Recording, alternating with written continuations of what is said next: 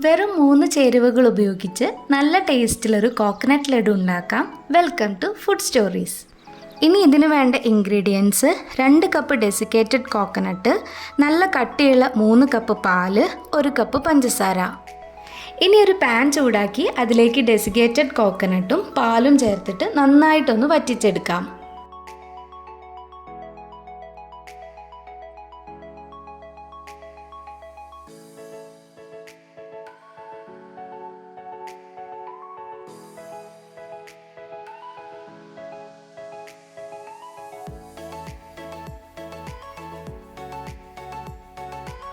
പാലും ഡെസിക്കേറ്റഡ് കോക്കനട്ടും നല്ല സോഫ്റ്റായി വറ്റി വരുന്ന സമയത്ത് ഇതിലേക്ക് 1 കപ്പ് പഞ്ചസാരയോ അല്ലെങ്കിൽ കണ്ടൻസ് മിൽക്കോ ചേർത്ത് കൊടുക്കാം.